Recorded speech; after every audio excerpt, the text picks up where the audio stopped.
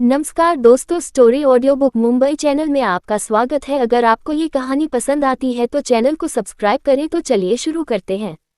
Jindal villa में अब तक आप लोगों ने सुना कि मोहन जिंदल अनाया का जिक्र करते हैं, तो आरती जिंदल बताती है कि वह कल रात हर्षवर्धन के साथ चली गई थी, जिसे सुनकर पता नहीं क्यों लेकिन रजनी राठी को क्या सूझा कि वह बोली, वैसे कहना तो नहीं चाहिए अंकल जी, लेकिन इतनी रात को लड़की का बाहर रहना ठीक नहीं है, वो भी किसी लड़के के साथ। कहीं ऐसा ना हो कि वह लड़की समझ में आपकी नाक कटवा दे। अच्छा होगा उस पर थोड़ा सा कंट्रोल करके रखो। मेरी मिस्का तो कभी मुझे बिना पूछे कुछ नहीं करती। कितनी संस्कारी है मेरी बच्ची। वही उनकी बातें सुनकर जिंदल परिवार के चेहरे के भाव बदल गए। उन सब के चेहरे पर गुस्सैल भाव थे। आखिरकार रजनी राठी की हिम्मत कैसे हुई थी उनकी प्रिंसेस को कुछ कहने की।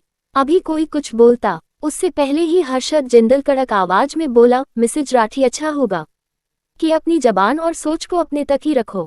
खबरदार मेरी प्रिंसेस के खिलाफ अपनी जबान से एक भी घटिया लफ्ज निकाला तो मुझे देर नहीं लगेगी आपको अपनी औकात दिखाने में।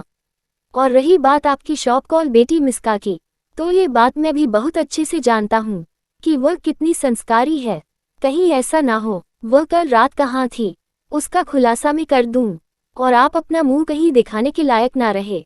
उसके बाद वह अपनी जगह से खड़ा हुआ और रेशमा की ओर देखकर बोला, अंडस को अपना ध्यान रखना और ज्यादा लोगों की बकवास मत सुनना, और अगर जरूरत पड़े तो जवाब दे देना। इतना बोलकर वह बिना ब्रेकफास्ट किए ही वहां से चला गया। आकाश जिंदल तो पहले ही जा चुका था, उसे मिलिट्री कैंप में कुछ जरूरी काम आ गया था। वहीं उन्हें बिना ब्रेकफास्ट किया जाता हुआ देखकर रेशमा को अच्छा तो नहीं लगा, लेकिन वह ज्यादा कुछ नहीं बोलती। वही रजनी राठी का चेहरा तो काला पड़ चुका था, क्योंकि सच तो वही जानती थी कि उसकी बेटी रात भर कहाँ थी। दरअसल कल रात मिस्का ने बहाना बनाया था कि वह रात को क्लब जाएगी, उसके बाद अपने दोस्त के घर पर ही रुक जाएगी, क्योंकि वह पास में ही रहती है। लेकिन रजनी राठी बहुत अच्छे से जानती थी कि उसकी बेटी क्लब में ही रुकी होगी। वह उसकी हरकतों को कैसे नहीं जानती। आखिरकार कल आकाश जिंदल ने उसकी बेइज्जती की थी, तो वह उसकी फ्रस्ट्रेशन निकालने के लिए जरूर क्लब में ही रुकी होगी। लेकिन वह अपनी बेटी को संस्कारी और महान दिखाने के लिए यहाँ पर बकवास कर रही थी। उसको डर इस बात का लग रहा था कि कहीं हर्षद जिंदल को कुछ ऐसा तो नहीं पता चला जिस बारे में उन्हें नहीं जानना चाहिए था। वही परिवार के लोग आगे कुछ नहीं बोलते। आखिरकार हर्षद जिंदल ने उसकी बहुत अच्छी बेइज्जती की थी। अगर आगे कोई कुछ बोलता तो वह लोग बदतमीज कहलाते। लेकिन राठी परिवार को सच में शर्म नहीं थी। उनकी नजरों में अभी भी हर्षद ही गलत था। इसलिए अरविंद राठी बोले, वैसे मोहन कहना तो नहीं चाहिए, लेकिन तुम्हारा पोता ज्वार का बहुत ज्यादा तेज है। उसे बड़ों का बिल्कुल भी लिहाज नहीं है। वह किस तरह से रजनी बहू से बात करके गया है, उसे थोड़ी तमीज सिखाने की जरूरत है। ये सुनकर तो साक्षी जिंदल से भी रहा नहीं गया। वह हल्का मुस्कुराते हुए बोली, माफ कीजिएगा अंकल जी, लेकिन मेरे बेटे ने कुछ गलत नहीं कहा है। वह तो आपको शुक्र मनाना चाहिए कि आप हमारे मेहमान हैं और पापा जी के बहुत अच्छे दोस्त थे। इसीलिए हर्षद ने सिर्फ बातों से जवाब दिया, वरना अगर मिस रजनी की जगह अगर कोई और होता और उसने हमारी प्रिंसेस की बेइज्जती की होती तो हर्षद अब तक उन्हें शहर से ही बाहर फिकवा चुका होता। हमारी प्रिंसेस हमारी बॉटम लाइन है। हमें बिल्कुल बर्दाश्त नहीं है कि कोई भी उनके साथ बदतमीजी करे। उसके कैरेक्टर पर सवाल उठाने का हक तो हम खुद को भी नहीं देते। तो फिर आप तो फिर भी बाहर वाले हैं। अगर मेरी बात आपको बुरी लगी हो तो माफ कीजिएगा, लेकिन यही सच है। हम अपनी प्रिंसेस के खिलाफ कुछ नहीं सुन सकते। इतना बोलकर वह किचन में चली गई। उनके पीछे पीछे आरती जिंदल भी चली गई। भले ही वह मासूम थी और लोगों के काले दिल को ज्यादा अच्छे से समझती नहीं थी, बस अपने परिवार में ही रहती थी, लेकिन अनाया को उन्होंने भी अपनी बेटी माना था और वह तो अपने बच्चों से भी ज्यादा अनाया को प्यार करती थी। तो भला वह वहां रुककर उसकी बेइज्जती क्यों सुनती। इसीलिए वह भी चली गई। यहाँ तक कि उन दोनों के पति भी चले गए। आखिरकार उनका भी मूड नहीं था वहां बैठने खाने का। वही साक्षी जिंदल की बात सुनकर राठी परिवार का चेहरा काला पड़ गया था। उन्होंने भी बहाना बनाया और वहां से चले गए। वह लोग तो बहस करना चाहते थे, लेकिन वह जानते थे कि इस बार रजनी राठी गलत थी और वह ज्यादा रिश्ते उलझाना नहीं चाहते थे। आखिरकार उन्हें अभी भी अपनी बेटी की शादी जिंदल परिवार में करनी थी। सबके जाने के बाद अरुणा जिंदल और मोहन जिंदल बस खाली नजरों से डाइनिंग टेबल को देखने लगे। मोहन जिंदल कुछ सोचते हुए बोले, आज मुझे समझ आ रहा है क्यों अनाया बिटिया हमसे इतना ज्यादा क्लोज नहीं है और परिवार की बाकी लोगों की बातें सुनती है और उनसे अपने दिल की बात कहती है। ये सुनकर अरुणा जिंदल बोली, कहना क्या चाहते हैं आप? तो मोहन जिंदल बोले, भले ही हम उससे प्यार करते हैं, उसे अपना लिया है, लेकिन हम वक्त आने पर उसका साथ नहीं दे पाते। आज हकीकत में राठी परिवार की हिम्मत नहीं होती हमारी प्रिंसेस की बेइज्जती करने की। अगर मैंने पहले ही अपनी साइड क्लियर कर ली होती और अपनी प्रिंसेस को ज्यादा तवज्जो दी होती तो जिस तरह से साक्षी बहू ने उसका साथ दिया, भले ही अनाया यहाँ मौजूद नहीं थी, लेकिन इन सबके दिल में वह भी यही उनके पास है और वह उसे किसी खजाने की तरह प्रोटेक्ट करते हैं। हमें भी वही करना चाहिए। अरुणा जिंदल भी अपनी नम नजरों से अपने पति को देखते हुए बोली, शायद अब हमें भी अपनी बच्ची के लिए सिंसेरिटी, ईमानदारी दिखानी चाहिए। वह दोनों ही हल्का सा मुस्कुराते हुए अपने कमरे में चले गए।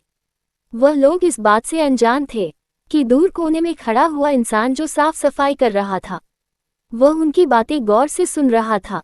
या कोई और नहीं, अनाया का एक आदमी था जिसको जिंदल परिवार की सिक्योरिटी के लिए वहां रखा था और वहां की इंफॉर्मेशन रखने के लिए।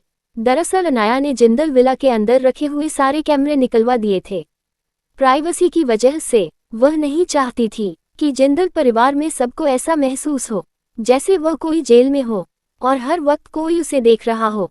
बस सेफ्टी के लिए कुछ खास जगह पर ही कैमरे लगे हुए थे, बाकी वहां पर बाहर की साइड सिक्योरिटी थी, अंदर वह फ्रीली घूम सकते थे।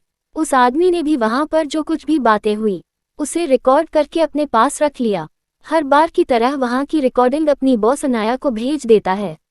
आगे रिकॉर्डिंग को देखने के बाद अनाया किस तरह से रजनी राठी की बैंड बजाएगी वह तो हमें आगे ही कहानी में पता चलेगा। आखिरकार हमारी हीरोइन किसी का भी उधार नहीं रखती थी और यहाँ तो उसके कैरेक्टर पर स्वत उठा था। वो राठी परिवार के वजूद पर सवाल पैदा करने वाली थी। आगे रावत मेंशन में दूसरी और रावत मेंशन में काफी चहल पहल थी। आखिरकार वहां पर गायकवाड़ परिवार आया हुआ था। दरअसल जब से हर्षवर्धन ने गायकवाड़ परिवार के शेर गिराना शुरू किया था, तब से ही गायकवाड़ परिवार काफी उथल पुथल में चल रहा था। कहीं न कहीं वह लोग काफी प्रेशर में आ चुके थे। हालांकि उन्हें अब तक नहीं पता था कि उनके परिवार के पीछे कौन पड़ा है, लेकिन उनकी नजरों में अब अगर उनके परिवार को बचना है तो सिर्फ एक ही रास्ता है और वह था रावत परिवार। बिजनेस की दुनिया में रावत परिवार को कोई नहीं छू सकता था और हर्षवर्धन रावत तो बिजनेस का किंग था। अगर वह उन्हें बस हल्का सा भी सपोर्ट कर दे तो गायकवाड़ परिवार आसमान की ऊंचाई तक पहुंच सकता था।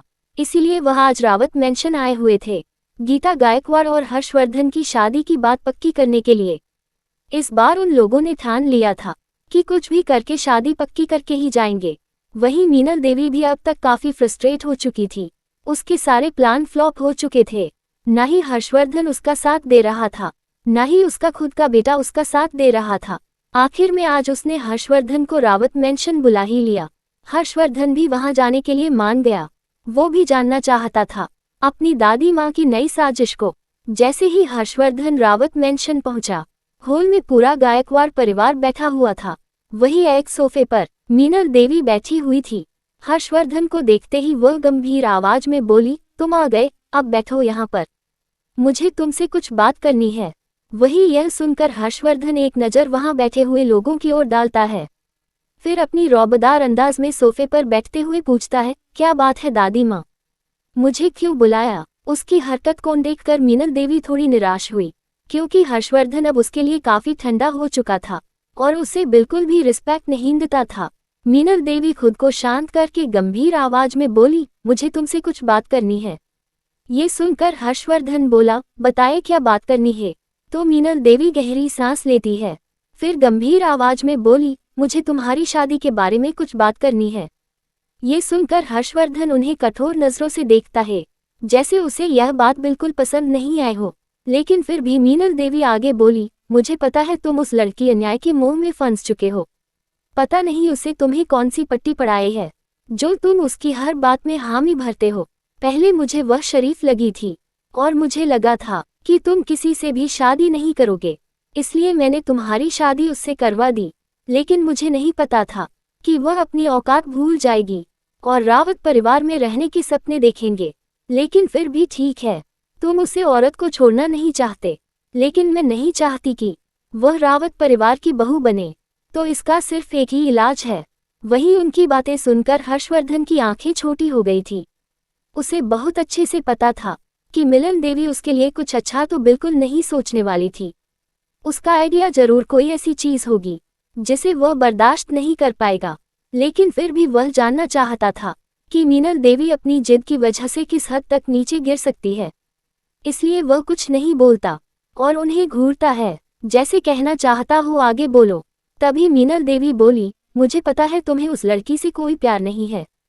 वैसे भी तुम एक मामूली लड़की से प्यार कर ही नहीं सकते, बस तुम्हें उसकी और अट्रैक्शन है।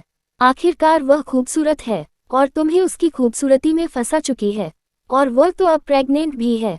लेकिन मैं नहीं चाहती कि उस जैसी लड़की रावत परिवार की बहू बने और हमारे परिवार के खून को गंदा करे। वही उनकी बात अभी पूरी ही नहीं हुई थी, तभी हर्षवर्धन धीमी मगर कड़क आवाज में चेतावनी देने के अंदाज में बोला, दादी माँ। उसका सिर्फ इतना ही बोलना मीनल देवी को अंदर से डराने के लिए काफी था।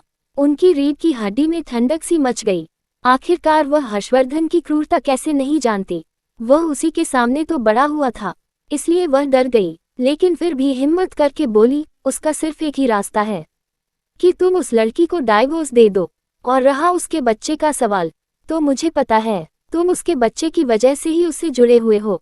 तो मैंने गीता से बात कर ली है। उसने मुझे कहा है कि वह उस बच्चे को माँ की तरफ पालेगी और हम दुनिया को बताएंगे कि वह बच्चा तुम्हारा और गीता का ही है। अब तुम्हें इतराज नहीं होना चाहिए उस लड़की को छोड़ने से।